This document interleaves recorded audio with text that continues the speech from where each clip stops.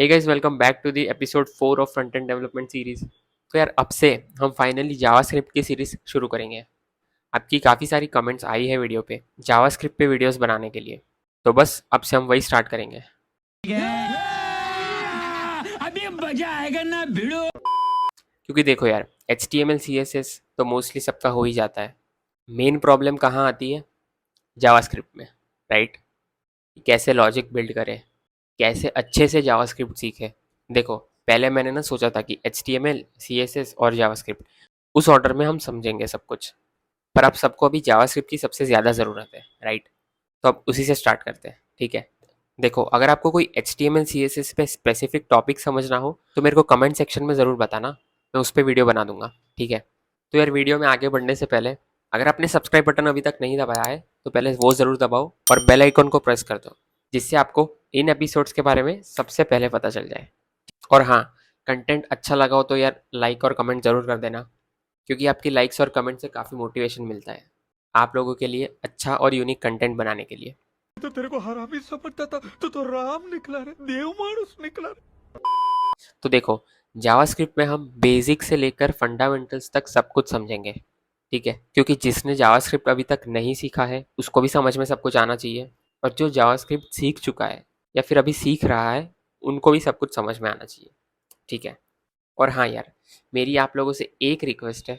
अगर आपने मेरे पहले के एपिसोड्स नहीं देखे जिसमें मैंने वेब के फंडामेंटल्स के बारे में बताया हुआ है, तो पहले आप वो ज़रूर देखें, जो काफ़ी इंपॉर्टेंट है फ्रंट एंड डेवलपमेंट को मास्टर करने के लिए, और आपके फ्रंट एंड डेवलपमेंट के फंडामेंटल्स एकदम स्ट्रांग हो जाएंगे। कुछ टॉपिक्स की बात करूं तो इंटरनेट कैसे काम करता है, ब्राउज़र कैसे काम करता है, आप जब ब्राउज़र के एड्रेस बार में URL हिट करते हो तो बिहाइंड द सीन्स क्या होता है, कैसे सर्वर को रिक्वेस्ट जाती है, कैसे सर्वर रिस्पॉन्स भेजता है जिससे आपको पूरा कंटेंट UI में दिखता है, स्क्रीन पे दिखता है, वो सब कुछ मैंने समझाया हुआ है। और भी काफ़ी सारे फंडामेंटल चीज़ों के बारे में बात की है, तो वो एपिसोड्स आप ज़रूर चेकआउट करो और उसके बाद ही ये एपिसोड देखो, क्योंकि सारे एपिसोड्स लिंक्ड है एक दूसरे से। तो चलो यार, वीडियो को स्टार्ट करते हैं। काफ़ी इंटरेस्टिंग होने वाला है, वीडियो को एंड तक ज़रूर देखना ताकि आपको सब कुछ समझ आ जाए। ओके। तो यार, सबसे पहले समझते हैं कि जावास्क्रिप्ट है क्या, और थोड़ा सा हिस्ट्री समझ लेते हैं, ठीक है? जावास्क्रिप्ट एक हाई लेवल प्रोग्रामिंग लैंग्वेज है जिसको ब्रैंडन आइक ने 1995 में बनाया था। अब जावास्क्रिप्ट क्यों बनाया था, मेन पर्पस क्या था जावास्क्रिप्ट को बनाने के लिए? जिसको पता है वो वीडियो को पॉज करो और कमेंट सेक्शन में ज़रूर बताओ। पहले क्या था, जो वेब पेजेस थे वो सिर्फ स्टैटिक थे, ज़्यादा इंटरेक्शन पॉसिबल नहीं था। जावास्क्रिप्ट को बनाने का मेन रीज़न यही था। इसलिए 1995 से 2000 की साल तक जावास्क्रिप्ट सिर्फ एक स्क्रिप्टिंग लैंग्वेज की तरह यूज़ होता था, जिसका यूज़ सिर्फ क्लाइंट साइड होता था, यानी ब्राउज़र में। बट धीरे धीरे फिर उसका यूज़ सर्वर साइड पे भी होने लगा, जिसका सबसे बड़ा एग्जांपल है Node.js। आज के दिन में जावास्क्रिप्ट का यूज़ हर जगह है। Web development, mobile app development, desktop app development, IoT, game development, backend development, ये सब जगह जावास्क्रिप्ट यूज़ होता है। तो अपॉर्चुनिटीज़ तो बहुत सारी है, उसकी टेंशन मत लो। बस हमें फंडामेंटल्स मास्टर करने हैं और वो हम साथ में करेंगे। तो मैंने थोड़ी देर पहले बोला था कि JavaScript is a high level programming language. अब प्रोग्रामिंग लैंग्वेज तो सही है, बट इसको हाई लेवल क्यों कहा जाता है? देखो, हाई लेवल प्रोग्रामिंग लैंग्वेजेस वो होती है जो हम ह्यूमंस उस लैंग्वेज को समझ पाए, उसको पढ़ पाए और उस लैंग्वेज में कोड लिख पाए। तो जो हाई लेवल प्रोग्रामिंग लैंग्वेजेस होती है वो हम ह्यूमंस के लिए होती है। जो मशीन्स होते हैं, मतलब कंप्यूटर, ये हाई लेवल लैंग्वेज नहीं समझ पाता। देखो, मशीन के लिए मशीन लेवल लैंग्वेज होती है, आगे हम और डिटेल में इसको डिस्कस करेंगे, अभी के लिए टेंशन मत लो। तो जो जावास्क्रिप्ट है वो एक इंटरप्रेटेड लैंग्वेज है। तो यार, अब ये इंटरप्रेटेड क्या है और जावास्क्रिप्ट क्यों एक इंटरप्रेटेड लैंग्वेज है, चलो दोनों को समझते हैं। इंटरप्रेटेड लैंग्वेज को समझने के लिए हमें पहले समझना होगा इंटरप्रेटर क्या है, और इंटरप्रेटर को समझने के लिए हमें पहले समझना होगा कि एक कंपाइलर क्या है। तो यार देखो, कंपाइलर एक सॉफ्टवेयर है जो सोर्स कोड को मशीन कोड में ट्रांसलेट करता है। सोर्स कोड क्या है? एक प्रोग्राम है जो हमने हाई लेवल प्रोग्रामिंग लैंग्वेज में लिखा हुआ है। फॉर एग्जाम्पल, सिंपल एक छोटा सा एग्जाम्पल लेते हैं जिसमें हम बस हेलो वर्ल्ड प्रिंट करवाते हैं, तो इस कोड को बोलेंगे सोर्स कोड। तो इस कोड में जो भी लिखा है वो हमको पता है, राइट? बट कंप्यूटर नहीं समझ पाएगा कि ये क्या है, इसका मतलब क्या है, क्योंकि एक मशीन क्या समझेगा, मशीन कोड। और मशीन कोड क्या है, मशीन कोड जीरोस और वंस के फॉर्मेट में होता है, जिसको हम बाइनरी फॉर्मेट बोलते हैं, और इसी को मशीन लैंग्वेज बोलते हैं। तो मशीन इसके अलावा और कुछ भी नहीं समझता। ठीक है, तो ये समझ गए कंपाइलर किस लिए यूज़ होता है। और ये प्रोसेस को हम बोलते हैं कंपाइलेशन प्रोसेस। और जो हाई लेवल प्रोग्रामिंग लैंग्वेजेस को मशीन कोड में कन्वर्ट करता है, उन प्रोग्रामिंग लैंग्वेजेस को हम कंपाइल्ड लैंग्वेजेस भी बोलते हैं। देखो, आप सबने भी स्कूल में C++ में कोड किया होगा। तब हम क्या यूज़ करते थे, टर्बो सी कंपाइलर। याद आया, जो हमारे कोड को एग्जीक्यूट करता था। बट उसमें हम दो चीज़ करते थे, पहले हम कंपाइल करते थे और फिर हम रन करते थे। अब कंपाइलेशन प्रोसेस में क्या होता है वो समझते हैं। यार ये सब ना फंडामेंटल्स काफ़ी ज़रूरी है, अगर आपको नहीं पता है तो इसीलिए मैं समझा रहा हूँ। वरना ज़्यादातर लोग ना डायरेक्ट जावास्क्रिप्ट सिखाना स्टार्ट कर देते हैं। बट हम पहले सम फंडामेंटल्स को समझेंगे, ताकि कोई बिगनर हो या तो नॉन आईटी फील्ड से हो तो उनको कोई प्रॉब्लम ना आए। क्योंकि एक बार जब हमने फंडामेंटल सीख लिए ना, तो कोई भी प्रोग्रामिंग लैंग्वेज सीखना काफ़ी ईजी हो जाएगा। तो चलो कंपाइलेशन प्रोसेस समझते हैं। अभी समझो ये हमारा हेलो वर्ल्ड प्रोग्राम है।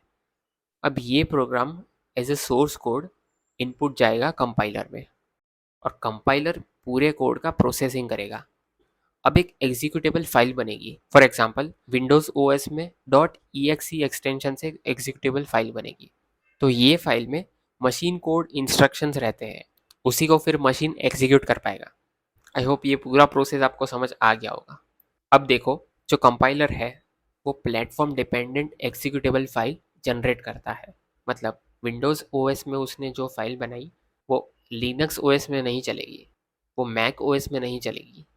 अगर लिनक्स या मैक ओएस में उसको चलाना है तो कंपाइलेशन प्रोसेस वापस होगा और एक नई एग्जीक्यूटेबल फाइल बनेगी जो उस स्पेसिफिक प्लेटफॉर्म के लिए बनेगी। ये समझ आ गया। तो अब समझते हैं कि इंटरप्रेटर क्या होता है। इंटरप्रेटर भी एक टूल, एक सॉफ्टवेयर ही है जो सोर्स कोड को इंटरप्रेट करेगा और बाइट कोड में ट्रांसलेट करेगा। इस प्रोसेस को बोलते हैं हम इंटरप्रिटेशन प्रोसेस। अच्छा, अब बाइट कोड में क्यों ट्रांसलेट करता है, कंपाइलर तो मशीन कोड में ट्रांसलेट करता है, राइट? इसका आंसर आपको एपिसोड के एंड में बताऊंगा। अभी इसको थोड़ा सस्पेंस रखते हैं, ठीक है? चलो, तो अब समझते हैं कि बाइट कोड क्या है।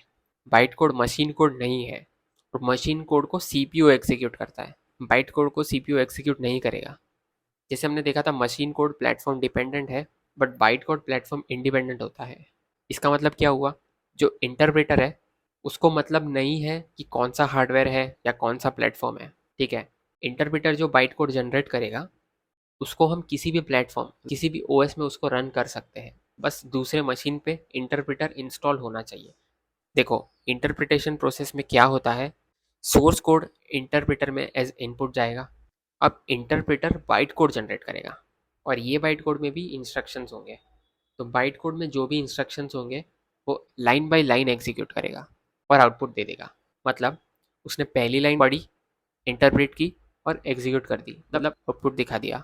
दूसरी लाइन पढ़ी, इंटरप्रेट की और आउटपुट दिखा दिया। ठीक है, तो इंटरप्रेटर क्या है उसका यूज़ समझ आ गया। ग्रेट।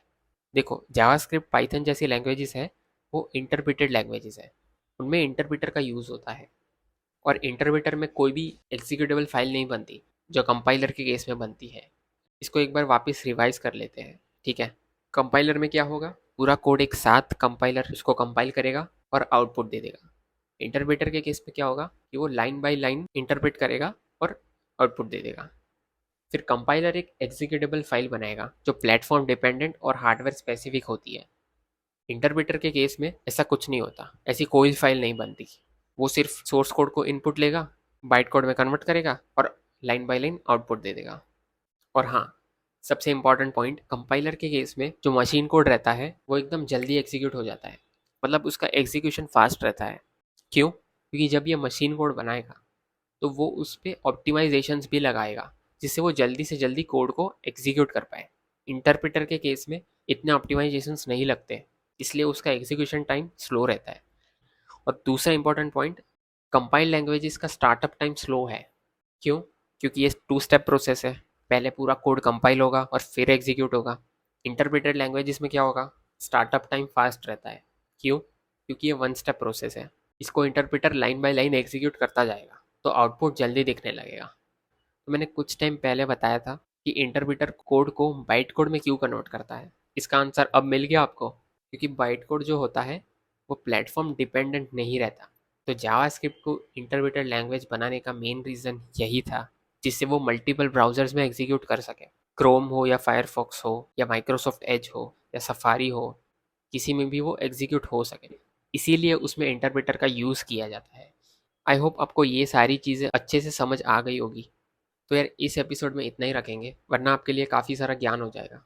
तो नेक्स्ट एपिसोड में हम जावास्क्रिप्ट के और फंडामेंटल समझेंगे कि कैसे जावास्क्रिप्ट काम करता है, जावास्क्रिप्ट में जो इंटरप्रेटर है वो कैसे काम करता है, थोड़ा और डिटेल में जानेंगे। चलो, तो जल्दी मिलते हैं नेक्स्ट वीडियो में। Till then all the best, take care, bye.